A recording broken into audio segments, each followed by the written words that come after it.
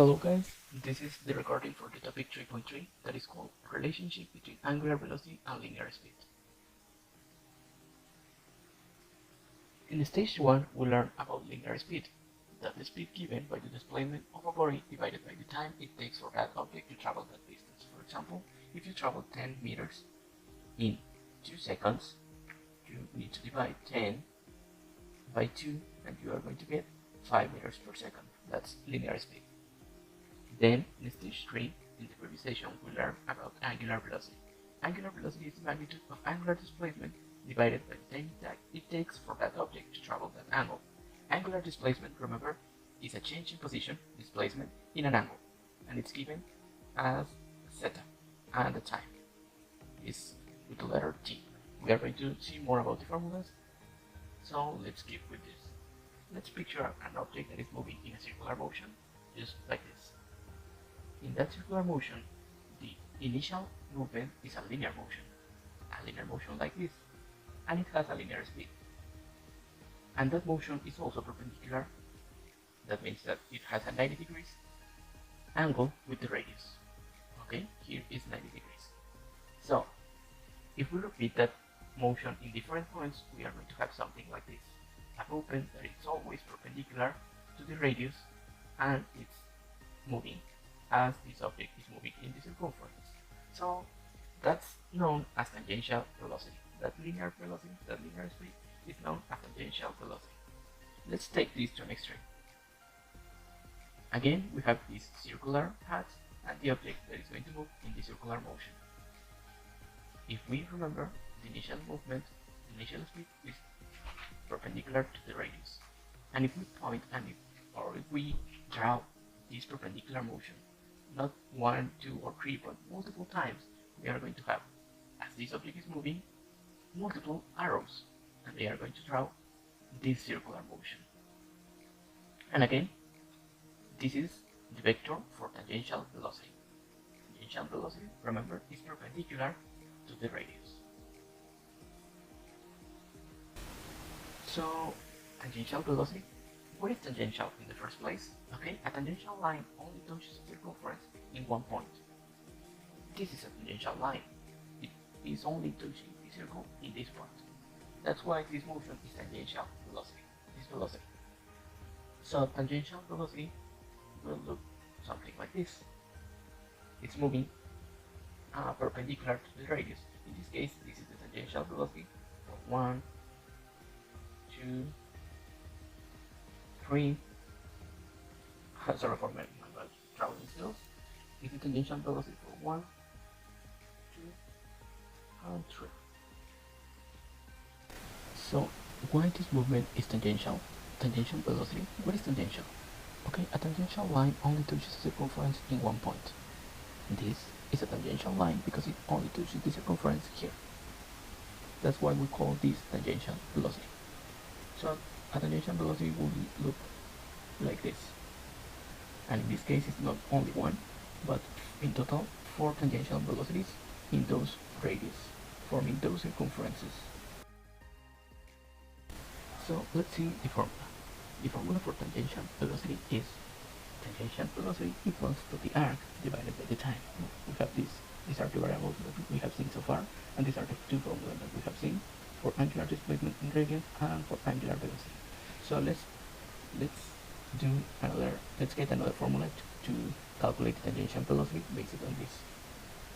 If you solve for s in the formula number 1, it says that the angular displacement is equal to the arc divided by the radius, you are going to get the arc is equal to the angular displacement multiplying the radius. And if in the equation number 2 you solve for the angular displacement, the equation number 2 is this one, angular velocity equals to the angular displacement divided by the time. So the angular displacement is equal to the angular velocity multiplying time. And now, if in the equation 1 solve for s, you substitute the angular displacement, you are going to get something like this. Arc equals to angular velocity multiplying time multiplying radius. And after that, you move this letter t to the other side. It's going to be, if it's multiplying, this time is now going to be dividing on the other side. So the arc divided by the time is equal to the angular velocity multiplying the radius. And you can notice that this part is equal to angular velocity. So we can substitute finally that in this last part, and therefore the tangential velocity will be equal to the angular velocity multiplying the radius. So we have two formulas to get the tangential velocity based on the information that we have. If we only have the arc and the time, that's equal to tangential velocity. If we try to get the angular velocity with the tangential velocity with the angular velocity, we need to multiply that times the radius. So tangential velocity equals the angular velocity multiplying the radius. So the formula that we have seen so far and the variables are this one. The first is for angular displacement in radians, and it's equal to the arc divided by the radius. The angular velocity is equal to the angular displacement divided by time. The tangential velocity is equal to the angular velocity multiplying the radius, or the tangential velocity is equal to the arc divided by time. Remember, the arc is the distance that you move in a circumference. So you are calculating that using the arc, for example, 10 meters divided by the time. You take 2 seconds to travel that distance. It's going to be 10 divided by 2 equals to 5 meters per second. As you can see, the tangential velocity is given in meters per second, while the angular velocity is given in radians per second. And this is in meters per second. Okay, meters per second for the tangential velocity, radians per second in the angular velocity. That's important. We are going to continue with example 3.3. It says, two cyclists travel a circular track on both, and both travel one lap at the same time, 40 seconds. Cyclist A is 20 meters from the center of the track, and cyclist B is 30 meters from the center. So let's draw that. We have a circular path, and cyclist A is 20 meters away from the center, 20 meters, and the cyclist B is 30 meters. So we have two different radius. Cyclist B is going in this circumference, while the cyclist B is going in this second circumference. So, and they travel both one lap. One lap is a complete circle. A complete circle has an angle of 360 degrees. The cyclist A, the radius 1, is going to be 20 meters because it's 20 meters away from the center. The radius 2 is equal to 30 meters. The cyclist number 2 is 30 meters away from the center. And they take 40 seconds to travel that distance. So, we need to calculate, they want us to calculate A, angular displacement. That's theta. B, the distance traveled.